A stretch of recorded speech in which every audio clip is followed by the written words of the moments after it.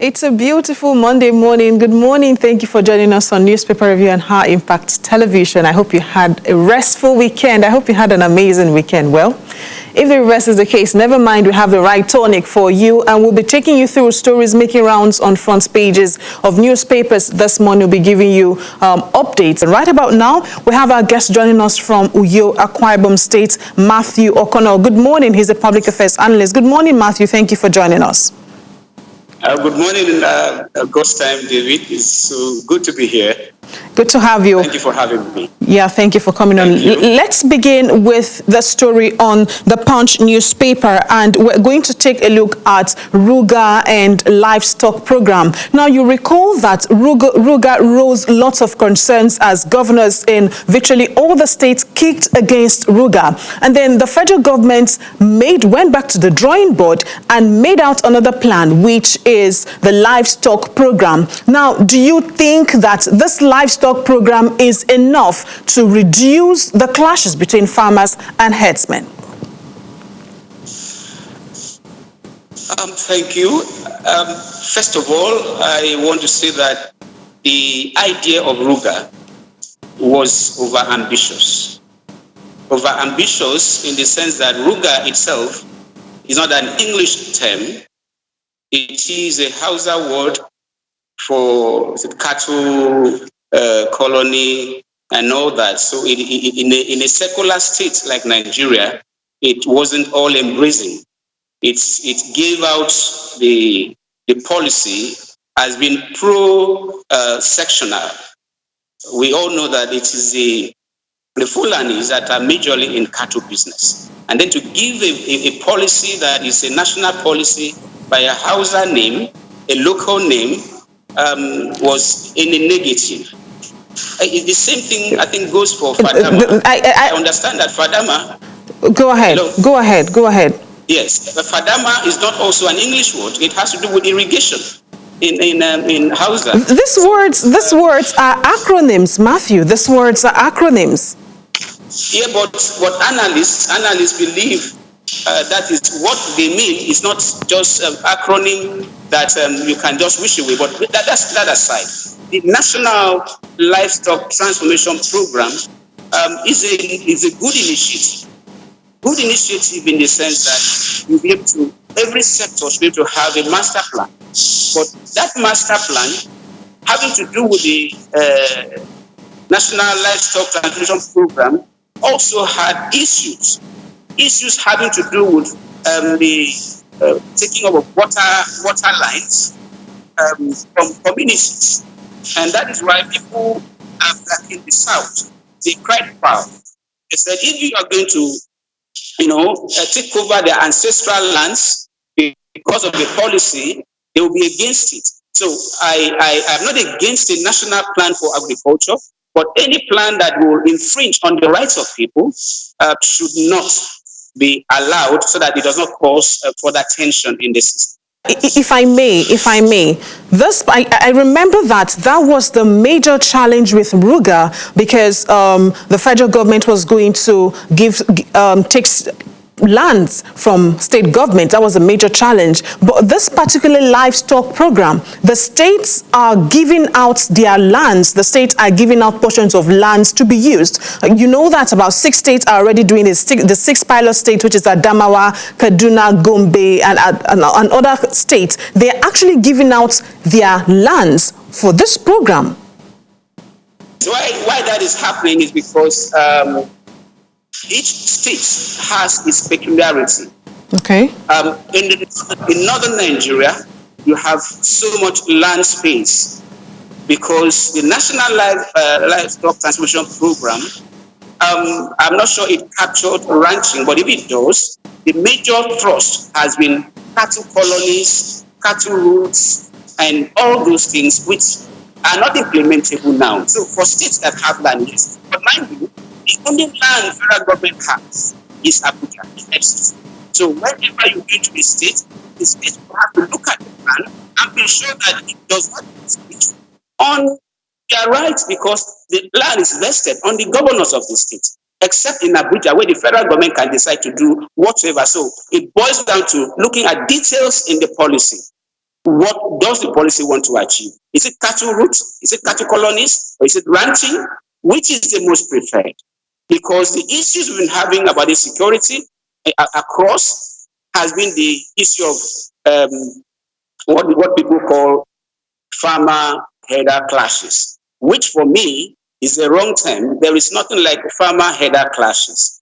Farmers don't clash with headers. Headers, as like we see, like we know, go about with AK-47, which some of them have been. They said use it for protection of their cattle, which is their bullion vans. And farmers don't go to farm with AK-47 or even 10 guns. So the issue of clashes is not there. It's always attacked because the farmers always come out losing.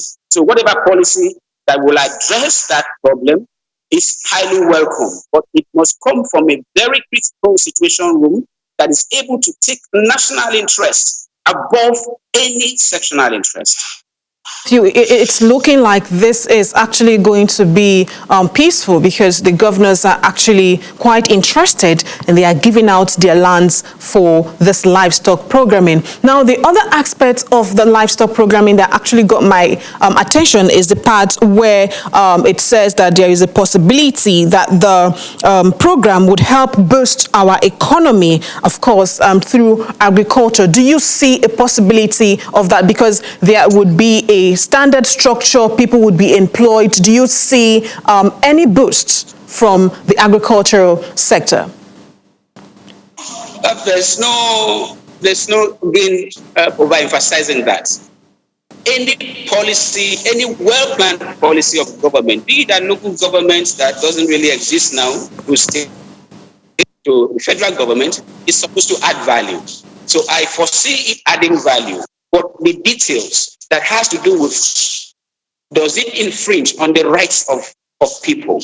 Does it kind of bestow overwhelming benefits to a particular section? Those are to be addressed. And the earlier federal government engages states, because I'm not sure of any state in the South that has done that. And this is not a matter of pro-North or pro-South kind of policy. It's supposed to be a national policy. So the earlier the details are laid out, the better for us, because we are not even making profit from cattle business. Even the people that are raising cattle and having to walk all the way from Kano on foot to Umuahia and to Uyo, it's unbelievable. We don't know how Matthew. As unlike other countries where you have they make up to 5 or 20 or 100 billion annually into the coffers. But if there's a policy, these people will pay tax, and the communities will also get employment.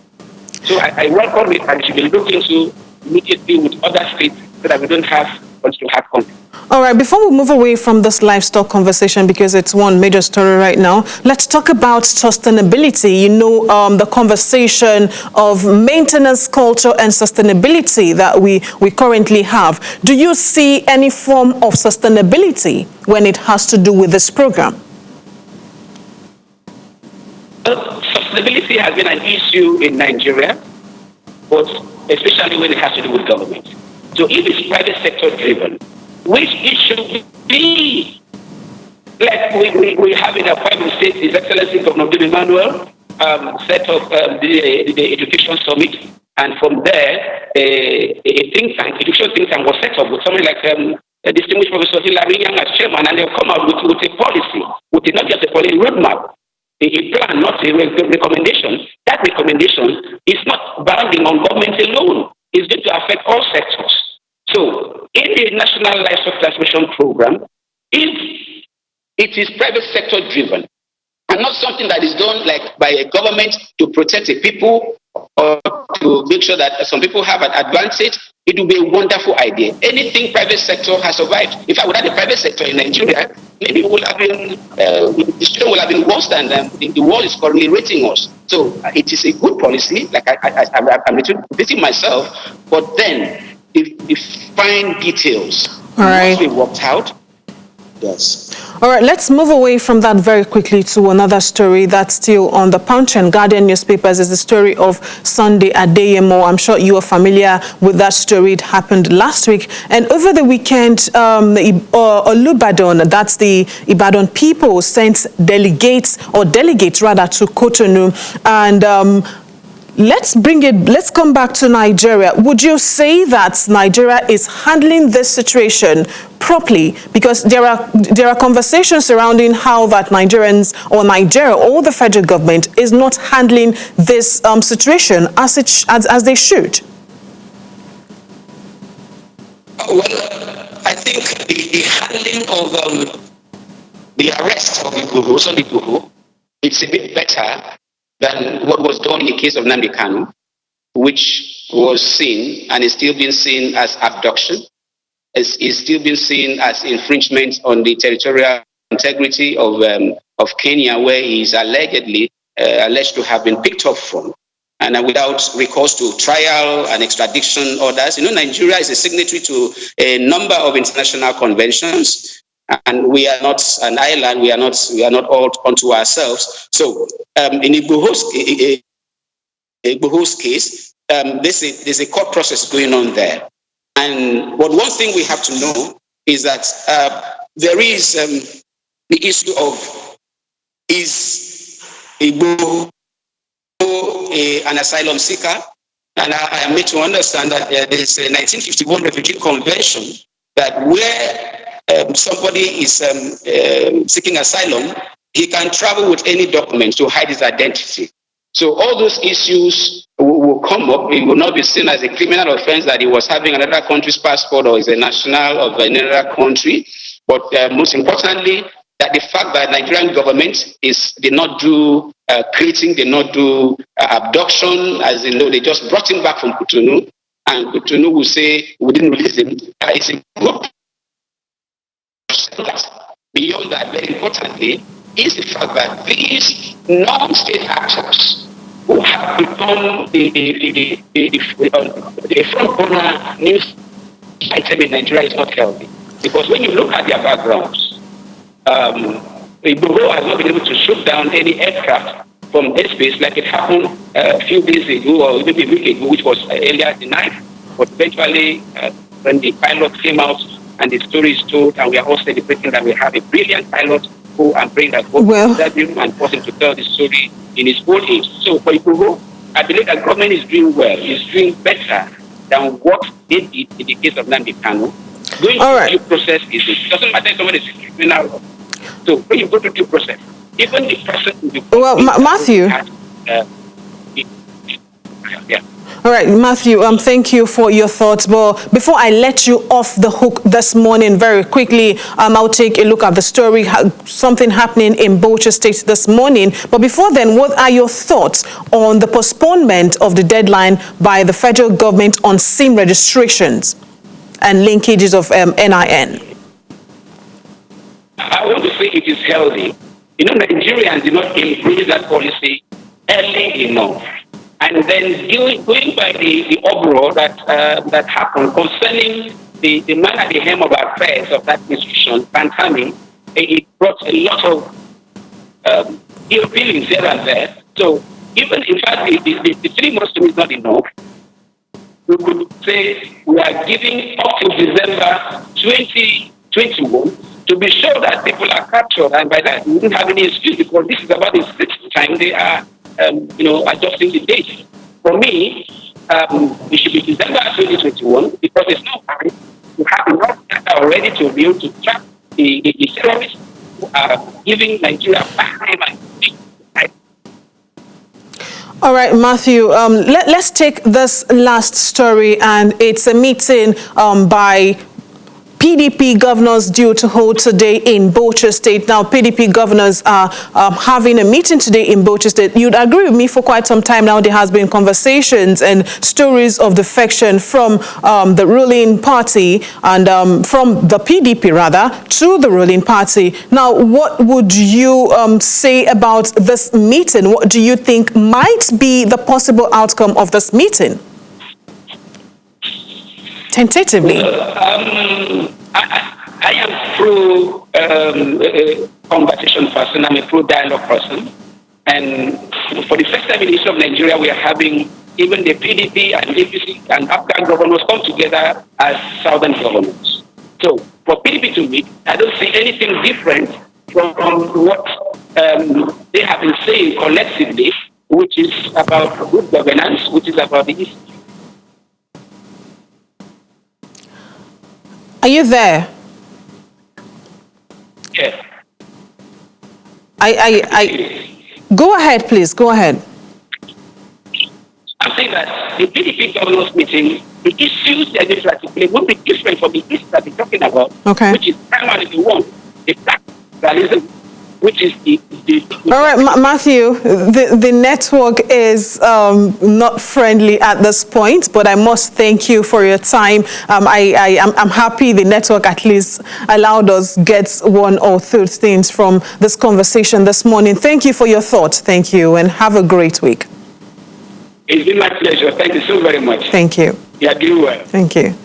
That was Matthew O'Connor from Akwa Ibom State, Uyo. He is a public affairs analyst. Please remember to join us at 3 p.m. and 9 p.m. That's news around the globe. My name is God's Time David.